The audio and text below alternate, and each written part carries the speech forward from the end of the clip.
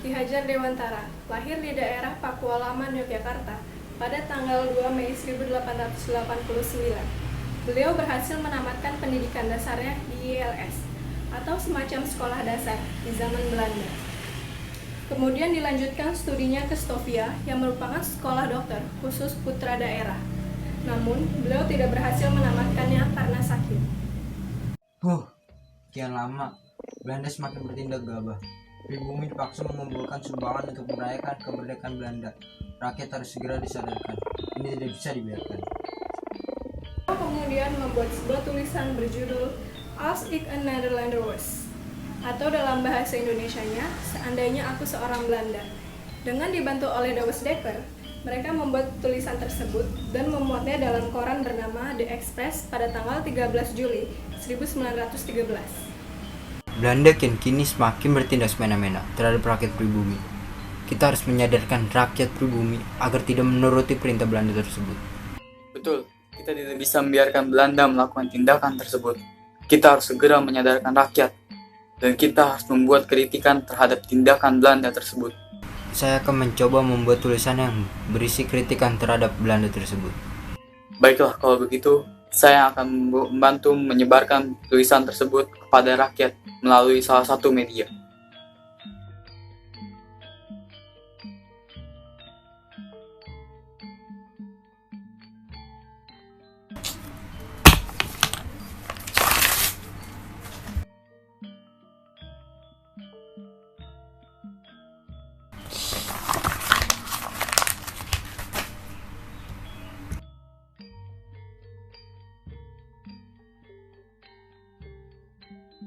Als ik een Nederlander was.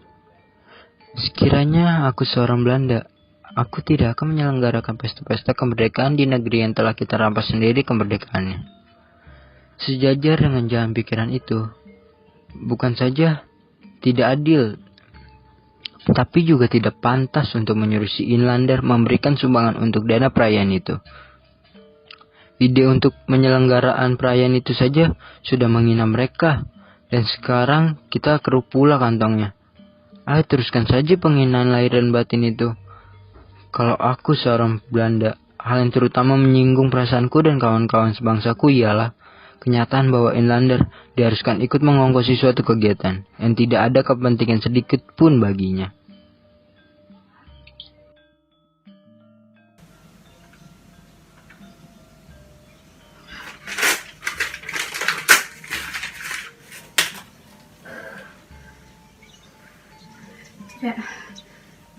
Ini tidak mungkin.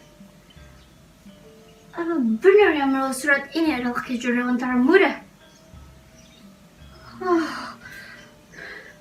Tidak. Pasti ada hubungannya dengan temannya si Douwes Dekker or si Cipto Mangunkusumo itu. Tidak. Ini tidak bisa kita biarkan. Kita harus tangkap mereka semua dan kita harus asingkan mereka semua. Karena tulisan yang berisi kritikan yang sangat pedas untuk kalangan pejabat Hindia Belanda, beliau akhirnya diasingkan oleh pemerintah Belanda sebagai hukumannya. Setelah kembali dari Belanda, beliau mendirikan institut bernama National Onderwijs Instituut Taman Siswa, atau dalam bahasa Indonesia, Perguruan Nasional Taman Siswa. Beliau terkenal dengan 3 slogannya di kalangan siswa dan tenaga pengajar di seluruh Indonesia. 3 slogan Jawa itu berbunyi, Ing Ngersa Sung Tulada, yang artinya di depan memberikan teladan, Ing Madya Mamungkasa, yaitu yang di tengah, memberikan semangat atau dukungan, dan yang terakhir Tuturi Handayani, yang berarti di belakang memberikan dorongan. Saat beliau menginjak usia 40 tahun, secara resmi ia mengubah namanya dari Raden Mas Suwardi Suryoningrat menjadi Ki Hajar Dewantara. Pengubahan nama yang beliau lakukan benar-benar dibangun atas dasar niat yang mulia. Beliau lebih suka dengan nama yang lebih sederhana dan merakyat.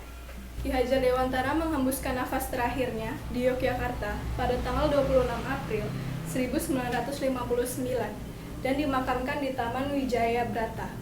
Kini, nama beliau diabadikan sebagai Bapak Pendidikan Pendidikan Nasional, yang tanggal kelahirannya pun dijadikan sebagai Hari Pendidikan Nasional, yaitu pada tanggal 2 Mei.